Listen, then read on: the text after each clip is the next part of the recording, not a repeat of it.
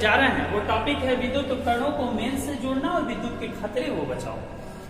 पहले टॉपिक में हम लोग ये सीखेंगे कि जो मेन सप्लाई हमारे घरों में आती है उससे हम इलेक्ट्रिक अप्लायंसेस को जोड़ते कैसे, क्या प्रोसेस होता है जोड़ने का, इसके बारे में पढ़ेंगे। दूसरा टॉपिक विद्युत के खतरे वो बचाओ, ये भी जानेंगे कि विद्युत के कुछ खतरे भी होते हैं। आपको बताएं कि विद्युत हमारे जीवन में जितना सरलता उत्पन्न कर रहा है, दिनों रात विद्युत हमारी जितनी सेवा कर रही है, उसी के सापेक्ष विद्युत के खतरे भी अत्यधिक है। विद्युत के खतरे इतने ज्यादा हैं कि विद्युत के कारण विद्युत के स्पर्श मात्र से मृत्यु तक संभव है। तो इससे हम कैसे बचेंगे और खतरे किन कारणों से उत्पन्न होते हैं, इनको भी हम लोग इस वीडियो लेक्चर में कवर करेंगे। आइए सबसे पहले हम लोग विद्युत उपकरणों को मेन से जोड़ना सीखते हैं। आपको बताएं कि इलेक्ट्रिक पावर का कहीं ना कहीं जनरेशन होता है, कोई जनरेटिंग स्टेशन होता है जहां से इलेक्ट्रिक उत्पन्न किया जाता है। कई प्रकार के होते हैं, थर्मल पावर प्लांट भी होते हैं, न्यूक्लियर पावर प्लांट भी होते हैं, हाइड्रो पावर प्लांट होते हैं, विंड मिल से भी इलेक्ट्रिसिटी जनरेट कराई जाती है और तमाम तरह के जनरेटिंग स्टेशन होते हैं जहां से विद्युत का उत्पादन होता है। वहां से विद्युत हमारे घरों में सिर्फ 2 तार के माध्यम से आती है, जिसमें पहले तार को हम लोग लाइव वायर और दूसरे तार को हम लोग न्यूट्रल वायर कहते हैं। लाइव वायर को गर्म तार और न्यूट्रल वायर को ठंडा तार के भी नाम से जाना जाता है। लाइव वायर उच्च वोल्टेज पर होता है, न्यूट्रल लो वोल्टेज पर मीन 0 वोल्टेज पर होता है। यही 2 तार हमारे घरों में बस आती हैं और इनसे हम लोग कैसे काम करते हैं, कैसे कनेक्शंस होते हैं, इसके बारे में हम लोग ध्यान देंगे। सबसे पहली चीज तो हमने कल भी आपको कुछ चीजों को बताया था, आज भी बताते हैं पुनः एक बार। सबसे पहले हमने बताया था कि घरों में जब हम इलेक्ट्रिसिटी की कनेक्शन लेते हैं, सप्लाई कनेक्शन कराते हैं बिजली का, तो सबसे पहले इतना काम यह जो आप देख रहे हैं यहां तक का काम बिजली विभाग द्वारा किया जाता है, विद्युत विभाग के द्वारा किया जाता है। जब आप आवेदन करेंगे कि हमको अपने घर में बिजली का कनेक्शन करवाना है, तो कनेक्शन करने जो व्यक्ति आपके घर पे आएगा वह खंभे से तार को जोड़कर आपके घर में मीटर लगाकर मीटर में कनेक्शन करके छोड़ देगा। यहां तक का काम, यहां तक का काम विद्युत विभाग के द्वारा होता है, इलेक्ट्रिसिटी बोर्ड के द्वारा होता है। इसके आगे का कार्य हम लोग कैसे करते हैं, ध्यान दीजिए। इसके आगे यह इनपुट में 2 वायर लग जाते हैं, लाइव का वायर होता है और एक न्यूट्रल का वायर होता है। अब इसके बाद से क्या होता है, ये अंदर से इंटरनली कनेक्टेड होता है। ये एनर्जी मीटर है जो किलोवाट आवर में विद्युत ऊर्जा का मापन करता है। इसके बाद से आउटपुट टर्मिनल होता है, आउटपुट टर्मिनल से यह कनेक्शन वायर का हम लोग करते हैं, आउटपुट का कनेक्शन हो जाता है। अब देखिए यहां पर हमें लाइव और यहां पर हमें न्यूट्रल मिल जाता है। अब यहां पर क्या लगाते हैं, तो यहां पर हम लोग सबसे पहले मेन स्विच लगाते हैं जो हाई रेटिंग की होती है। इस रेटिंग का लगाते हैं, ध्यान देंगे, बात को गंभीरता से समझेंगे। यहाँ पर जो मेन स्विच लगाई जाती है, यहाँ पर यह जो मेन स्विच होता है यह अलग अलग रेटिंग्स की होती है। अब रेटिंग का मतलब क्या है, घरों में कितने उपकरण लगे हैं, कितने एम्पियर तक करंट की खपत है, उस हिसाब से लगाते हैं। यह छोटे से लेके बहुत बड़े बड़े आते हैं, छोटे से लेके बहुत बड़े बड़े आते हैं। अब मान लीजिए कि आपके घर में बहुत ज्यादा कनेक्शन है, लगभग 50 एम्पियर का विद्युत का खपत है, 32 एम्पियर का खपत है, तो यहाँ पर हम मेन स्विच उस हिसाब का लगाएंगे। ठीक है, अब जितने खपत होगा उसके रेटिंग के अनुसार हम लोग ये मेन स्विच लगाएंगे। मेन स्विच लग जाएगा। मेन स्विच क्या करता है, तो ये जो मेन स्विच होता है यह सर्किट को मेक और ब्रेक का कार्य करता है, सर्किट को जोड़ने और तोड़ने का कार्य करता है। मतलब क्या है कि जैसे मान लीजिए यहाँ से लाइव वायर और ये न्यूट्रल वायर गया, ठीक है, यह 2 पोल की अगर लेंगे आप डीपीआईसी स्विच लेंगे, डबल पोल आयरन क्लैड लेंगे, तो यह लाइव और न्यूट्रल दोनों का कनेक्शन कट करेगा। सिंगल पोल का लेंगे तो केवल वह एक ही तार का कनेक्शन कट करेगा। ध्यान देंगे, अगर मान लीजिए यहाँ से डीपीआईसी दिया गया है तो यह डीपीआईसी इस टाइप का हो जाएगा। ठीक है, अब यहाँ से वायर आगे बढ़ जाएगा। ठीक, अब आगे बढ़ गया, अंडरस्टैंड।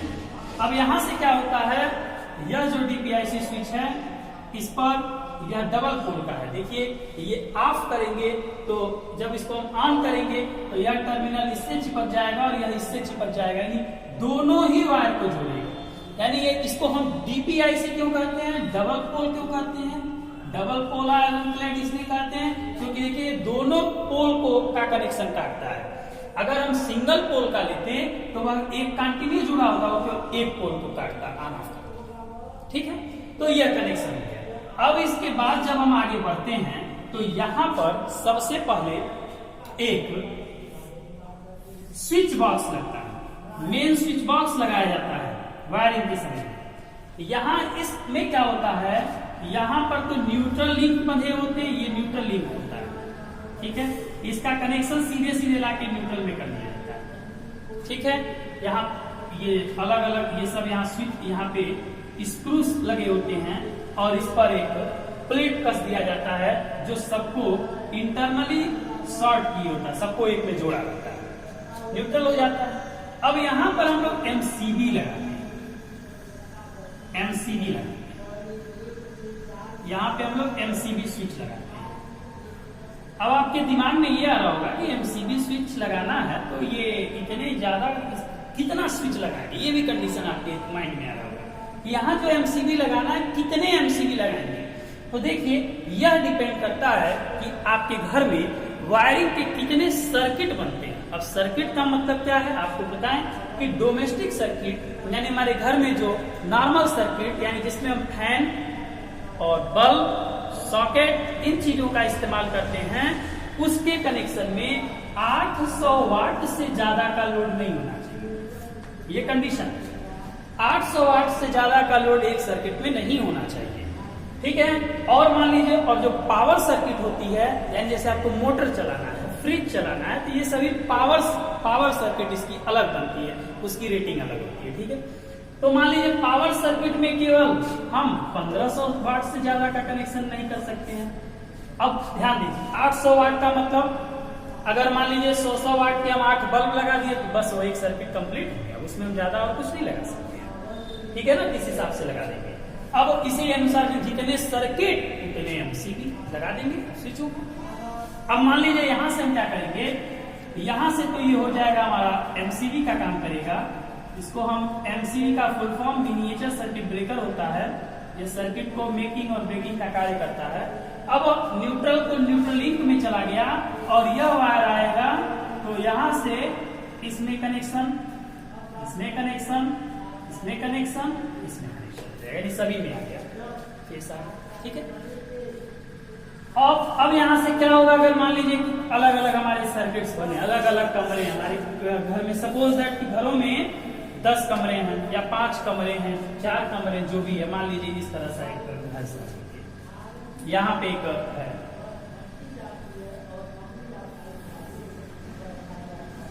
इस तरह से कमरे हैं। अब यहां से वायर जब जाएगा तो अलग अलग अब जैसे यहाँ कनेक्शन करना है तो एमसीबी का यहां से एक निकलेगा और ये सीधे इसमें चला जाएगा और न्यूट्रल लिंक के कनेक्शन से एक न्यूट्रल वायर इस कमरे में चला जाएगा। ठीक है, अब इससे जो कनेक्शन होगा वो इस कमरे में होगा, फिर अगला यहां से निकालेंगे, इस कमरे में ले जाएंगे, न्यूट्रल लिंक का एक वायर ले लेंगे, इसको इस कमरे में दे देंगे। ठीक है, यानी जितने में कनेक्शन करना उतने में यहाँ से सर्किट से ले जाएंगे। अब ध्यान दीजिए, अगर मान लीजिए इस वाले सर्किट में कोई प्रॉब्लम आ गया है, इस कमरे में कोई प्रॉब्लम आ गया तो हम क्या करेंगे, आप ध्यान दीजिए, इसकी एमसीबी का स्विच ये है, यानी इसको अगर हम केवल ऑन करेंगे केवल इस कमरे की लाइट चालू हो जाएगी। अब यहाँ मान लीजिए कि हमें एक फैन लगाना है, हमें एक फैन लगाना है, 2 बल्ब लगाना है, यहाँ पर एक हमको सॉकेट लगाना है, यहाँ पर एक हमको सॉकेट लगाना है। क्या करेंगे, कनेक्शन ये सब उल्टा कर देंगे, ध्यान देंगे 800 वाट से ज्यादा का लोड ना हो, तो इस हिसाब से हम इसका कनेक्शन कर देते हैं। ठीक, अब उठता है सवाल कि कनेक्शन होता कैसे है, किया कैसे जाता है। तो आपको बताएं हम कि कनेक्शन जो भी किए जाएंगे वह सारे के सारे कनेक्शन, पैरेलल कनेक्शन किए जाते हैं, अर्थात उनके एक टर्मिनल पर फेस वायर और एक टर्मिनल पर न्यूट्रल वायर होना चाहिए। अगर हम इसे सीरीज में कनेक्शन कर देंगे तो जब सीरीज में कनेक्शन कर देंगे तो आपको हम बताएं कि आप जो भी विद्युत के उपकरण देखते होंगे सभी पर लिखा रहता है 220 वोल्ट से 240 वोल्ट। आप एक बल्ब लीजिएगा, उस पर ध्यान से पढ़िएगा, जरूर लिखा पाएंगे। ठीक है, कोई विद्युत का उपकरण खरीदेंगे उस पर ये जरूर लिखा रहेगा। अब इसका क्या मतलब है कि इस विद्युत उपकरण को चलाने के लिए इसके टर्मिनल पर वोल्टेज 220 से 240 का वोल्टेज चाहिए।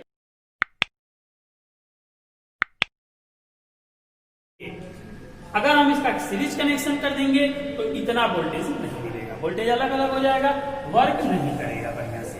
ठीक है ना, तो अब समझिए क्या करते हैं। अब मान लीजिए हमको इसके आगे जब कनेक्शन करना है तो हम क्या करेंगे, एक यहां से हम फेस वायर ले लेंगे, ठीक है, और मान लीजिए यहां से एक न्यूट्रल का वायर ले लिए, या फेस का वायर हो गया या न्यूट्रल का वायर हो गया। अब मान लीजिए हमें एक इसमें पंखा लगाना है, तो देखिए हम क्या करेंगे। सबसे पहले हम एक स्विच लगा देंगे, ठीक ना। स्विच के बाद यहां से हम रेगुलेटर लगा देंगे,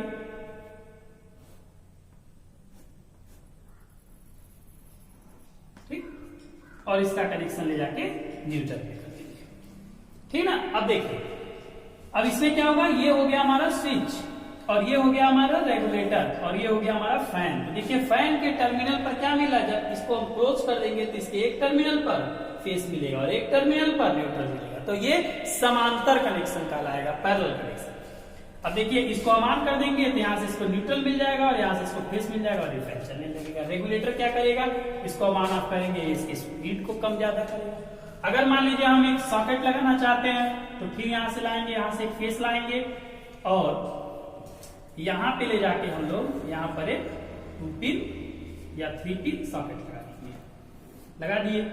अब जो ही हम इसको ऑन करेंगे तो क्या होगा, अब चूंकि यहां से तो ये कनेक्शन मान लीजिए इसमें जुड़ा रहेगा और यह कनेक्शन इसमें जुड़ा रहेगा, अंदर में कनेक्ट होता है। जो हम इसको ऑन करेंगे यहाँ फेस मिल जाएगा, न्यूट्रल मिल जाएगा, कोई भी चीज हम यहाँ चार्जर लगाएंगे या कुछ भी लगाएंगे तुरंत ऑन हो जाएगा। बल्ब लगाना है तो ये देखिए स्विच लगा देंगे और यहाँ पर हम एक बल्ब लगा देंगे और यहाँ न्यूट्रल लगा देंगे, तो ये ऑन है तो नहीं चलेगा। जो हम इसको ऑन करेंगे तो इसके एक टर्मिनल पर फेस और एक टर्मिनल पर न्यूट्रल पैरेलल कनेक्शन हो जाएगा, 220 वोल्ट की सप्लाई पाएगा, ऑन हो जाएगा। ठीक है, आपको बताएं इसकी फ्रीक्वेंसी जो होती है इंडिया में, जो फ्रीक्वेंसी है वो 50 हर्ट्ज है। 50 हर्ट्ज की फ्रीक्वेंसी पर एसी सप्लाई इसमें जाता है। ठीक है, तो इस प्रकार से हम घरों में मेंस से विद्युत उपकरणों को जोड़ते हैं, ये सारी चीजें हैं। साथ ही साथ वायरिंग में अर्थिंग का भी अपना बहुत बड़ा महत्व है, क्योंकि बरसात के दिनों में जो शॉर्ट सर्किट होती है उससे बचने के लिए अर्थिंग बहुत ही ज्यादा सहायक होता है। अब आइए हम लोग समझते हैं कि विद्युत के खतरों का क्या कारण है, किन कारणों से विद्युत का खतरा उत्पन्न होता है, इस पे हम जरा डिस्कस करते हैं। तो आपको बताएं कि जो विद्युत के खतरे का सबसे प्रमुख कारण है वह कारण होता है खराब इंसुलेटर का उपयोग करना। खराब इंसुलेटर का मतलब क्या है, जैसे मान लीजिए तार का जो प्रयोग किया जाता है, तार अगर हम लो क्वालिटी का लगाएंगे, ज्यादा उसका इंसुलेशन मजबूत नहीं होगा, यानी उसके ऊपर जो परत लगाई जाती है इंसुलेटिंग मटेरियल, जो रबड़ का लगाया जाता है, पीवीसी लगाई जाती है, अगर वह ही कमजोर होगा, वह खराब इंसुलेटर होगा, तो घर में शॉर्ट सर्किट के कारण उत्पन्न होते हैं। जैसे आपको बताएं, अगर मान लीजिए यहाँ से एक वायर है, इसमें एक और वायर यही नजदीक से गया, भाई आप देखे होंगे वायरिंग में तो सारे वायर बड़े नजदीक होते हैं, इसका इंसुलेटिंग मटेरियल खराब है।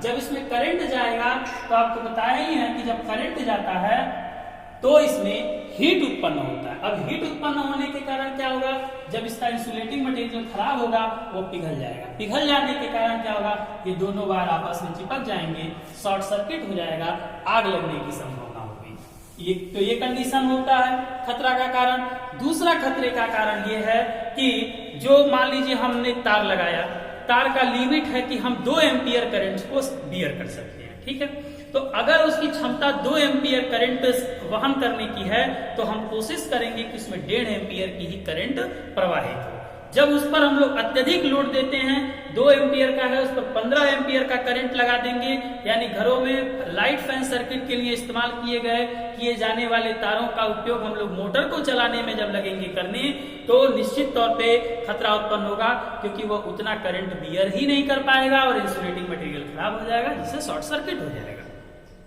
अगला कंडीशन यह होता है कि किसी भी सर्किट में लिमिटेड करंट को ही फ्लो करें, उससे ज्यादा करंट को फ्लो न करें। जैसे अभी हमने आपको बताया कि एक सर्किट में अगर एक एमसीबी से हम उसका कनेक्शन किए तो उस सर्किट में 800 वाट का लोड सिंगल सर्किट में होना चाहिए। अब उसमें हम जबरदस्ती करेंगे तो निश्चित तौर पे वो खराब होना ही होना है। अगला कंडीशन ये होता है कि जो हम लोग फ्यूज बांधते हैं, जो फ्यूज लगाई जाती है, फ्यूज का रेटिंग, जो फ्यूज की रेटिंग होती है वह रेटिंग उचित रेटिंग होना चाहिए। अब रेटिंग का मतलब क्या है? अब ऐसा नहीं है कि ये सर्किट में हम जो लोड लगाए हैं वह 5 एम्पियर के से अधिक करंट हो तो इसको फ्यूज होना चाहिए। अब हम उसको इतना हाई बांधे रहे, खूब मोटा वायर लगा के हमने उसको बांध दिया। अब बहुत ज्यादा मोटा वायर लगा के बांध देंगे तो क्या होगा?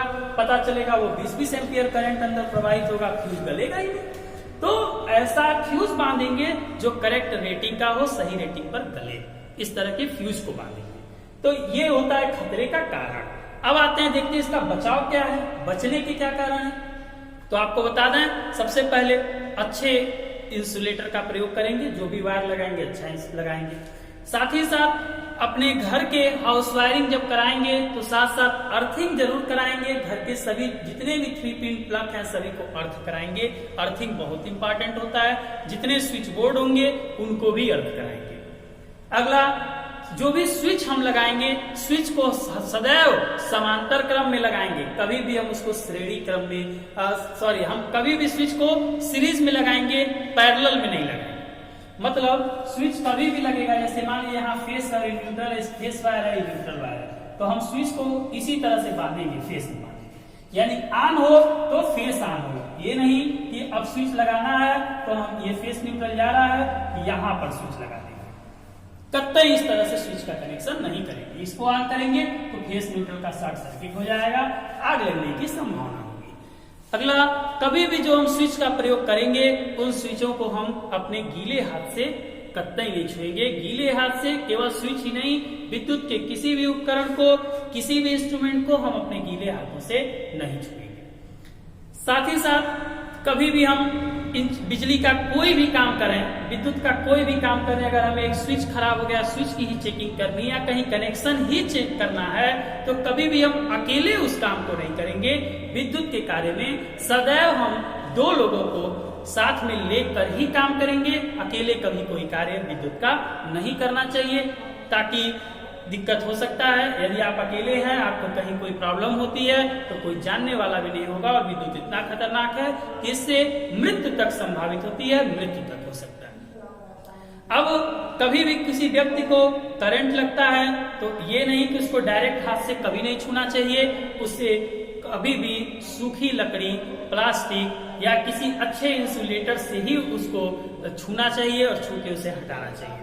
कभी भी सुचालक से उसको नहीं छुएंगे। ये नहीं कि किसी को करंट लगा है और हम लोहे की छड़ से उसको लगे पीटने, तो करंट आपको भी लग जाएगा। ठीक है, तो इन चीजों को विशेष रूप से समझेंगे।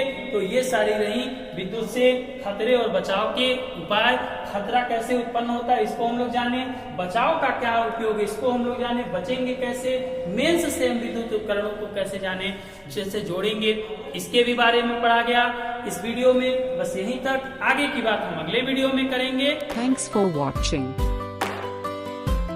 A like would be appreciated. And don't forget to subscribe.